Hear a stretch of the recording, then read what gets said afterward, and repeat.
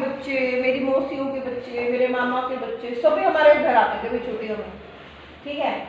तो मेरी मम्मी बेचारी सभी इतने सारे बच्चों के लिए खाना बनाना, इतने सारे बच्चों के कपड़े भी मेरी मम्मी वॉश करती थी। मैं तो ज़्यादा से ज़्यादा झाड़ू पोछा कर देती, खाना वाना सारे मम्मी, क्योंकि हम बच्चे ही थे सभी, तो मम्मी बनाते थे सभी के लिए खाना। तो बच्चों क्या होता है, फिर एक दिन मतलब काम करने के बाद दोपहर, जून का इमेजिन करो, काम करने के बाद थक जाते हैं ना, और वो मम्मी सो गई। लेकिन मम्मी किसी और को तो बोलते नहीं थे, मैं घर में सबसे बड़ी थी, तो मम्मी मुझे ही बोलते थे कि मैं सो रही हूँ और मुझे थोड़ी देर सोने देना, और पूरी आंगनबाड़ी को सर पे बदलना चाहना, क्योंकि आंगनबाड़ी मम्मी हमें कोई बोलते थे, इतने सारे बच्चे तो आंगनबाड़ी बन जाती थी वो, मुझे बोलते थे क्योंकि मैं सबसे बड़ी थी कि ना शोर नहीं होने देना, मेरे को थोड़ी देर शांति से सोने देना। मैंने कहा ओके मम्मा।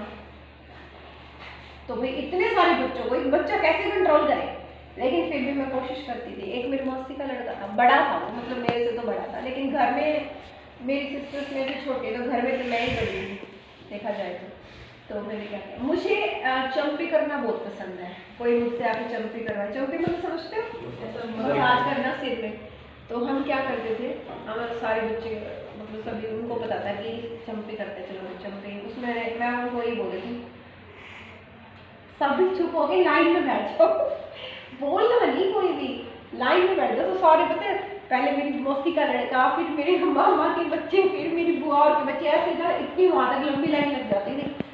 कोशिश करते थे कि हम आवाज़ ना आए। तो फिर मैं चंपी करे, एक की बारी गई, दूसरे की गई, तीसरे की गई, फिर क्या होता था, सभी ने क्या किया कि सभी की बारी खत्म, फिर मैं कहती थी सभी 5-5 रुपए लेके आओ। तब वहाँ पे घमंड, एक दिन इतना घमंड आने लगे, कितनी लालची है, हमेशा सारे दिन पैसों के काम करती है, बिना पैसों के काम ही नहीं करती। मेरी मौसी को तो बोला, मेरी मम्मी की आँख खुल गई, इसी जोर से कौन बोला, फिर बोले कि सभी ने मेरी तरफ उंगली कर दी, बोले ये बोल रहे सबसे ज्यादा पैसे लेके आओ, पैसे लेके सारे तो यहाँ छुप के मम्मी ने क्या पिटाई की, बोले मैं तेरे को तो बोल के गई थी शोर नहीं होने देना, तू ही सबकी दादी अम्मा बनी हुई है, तूने शोर मचवा रखा है। एक मम्मी के पास डंडा पड़ा हुआ था, मम्मी जिस 4 पहिए नीचे लेटे गई थी, वो डंडा उठाया और मेरी अच्छी से धुनाई की। तो ऐसे ऐसे कारनामे भी किए हैं, बहुत बढ़िया वाले। एक है हमारे घर ना अंडरग्राउंड टैंक है, वाटर टैंक है, और हम क्या करते थे, मेरी बुआ की लड़की, बाकी बच्चों को तो हम कहते थे सो जाओ तुम सब, बाकी लड़की उसमें सारा दिन मजे करते थे। एक दिन मम्मी को पता चला, सोचो फिर क्या हुआ। तो मैंने बड़ी शरारतें की है बेटा, लेकिन पॉजिटिव शरारतें की हुई है सारी की सारी, नेगेटिव नहीं की कभी। तो शरारतें ऐसी करो कि करने में मजा आए और दूसरों के लिए वो परेशानी का कारण ना बने। तो वही है ये डू गुड हैव गुड वाली स्टोरी। अच्छा करो, अगर आप मतलब शरारतें भी कर रहे हो ना, तो अच्छी वाली शरारतें करो कि याद करो कभी कि वो बचपन में ये शरारतें की हुई है, सुनने में मजा आए, मतलब याद करते हैं तो मजा आता है वो सारी बातें। तो अभी आप अपनी अपनी कुछ शेयर करेंगे अपनी चाइल्डहुड की इस तरह की शरारतें हैं? मैंने बड़ी मार खाई है भाई अपनी मम्मी से, और मैं थैंकफुल अपनी मम्मा की कि देखो माँ और बाप की जिस बच्चे ने मार खाई हो ना, और उस मार को उस बच्चे ने पॉजिटिव लिया हो, वो बच्चा कभी बिगड़ नहीं सकता। मैंने जितनी शरारतें की ना अपने बचपन में की हैं, आप देखिए मैं कितनी शरीफ सी हूँ। अच्छा बताओ, सच में हो ना? यारी किसी की हो कि नहीं हो बताओ?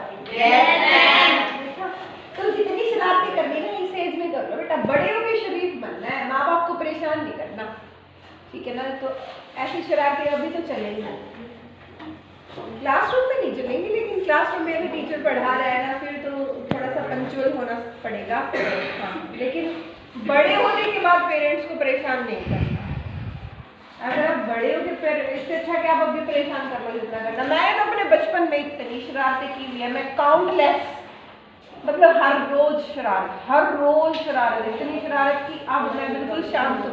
अब मेरा शरारत करने को मन ही नहीं करता। अब मैं इतनी शांत हो चुकी हूँ। काउंटलेस बेटा, मतलब मैं गिन भी नहीं सकती इतनी शरारतें की हुई मैंने, बिल्कुल नर्सरी से लेके। ये ना फेस पे इतनी छोटे खाती है ना मेरी, क्योंकि शरारत तो मार हासिल थी मेरे को। अपने से बड़ी क्लास के जो बच्चे, जो सीनियर क्लास के बच्चे ना, उनको भी मैंने इतना ठोक ठोक के पिटा हुआ है, क्या लगता है? बुरे हाल, बुरा हाल। मतलब मेरे भाई जो है, मेरा भाई मेरे से 6 साल बड़ा है, मैंने उसकी क्लास के बच्चों को पिटा हुआ है। इमेजिन कर सकते हो, इतनी शरारतें की हुई है मैंने लड़कों को। सच में, मेरी झूठी सच में। अरे पीटने वाली तो मैं खुद हूँ ना, तो मुझे पता है। भयानक शरारतें की हुई है मैंने, यहाँ से कूद गई, वहां से कूद गई, उसको पीट दिया, इसको पीट दिया। लेकिन आप देखो, मैं अपने स्टूडेंट्स को भी नहीं पीटती। पीटती हूँ ऐसे तेरे जैसे इतनी शरारत करने वाले, जो पूरी क्लास को डिस्टर्ब करने वाले तो पिटेंगे ही। स्टडी के लिए कभी मारे? होमवर्क के लिए कभी मारे? अगर क्लासरूम में आप डिसिप्लिन मेंटेन करने में आप डिस्टर्ब कर रहे हो क्लास को, तो वो तो बिल्कुल गलत है ना। सबसे पहले हमें क्या सीखना होता है स्कूल में? डिसिप्लिन। अगर लाइफ में डिसिप्लिन नहीं होगा ना, आप कुछ भी नहीं बन सकते, कभी भी नहीं बन सकते। आप ना खेत में काम करने वाला जो किसान होता है, अगर आप में डिसिप्लिन नहीं है ना, तो आप वो भी नहीं बन सकते। उसके लिए तो कोई डिग्री की जरूरत नहीं होती। वो जो किसान खेत में काम करता है ना, वो भी टाइम पे जाता है खेत में, नहीं जाता क्या बताओ?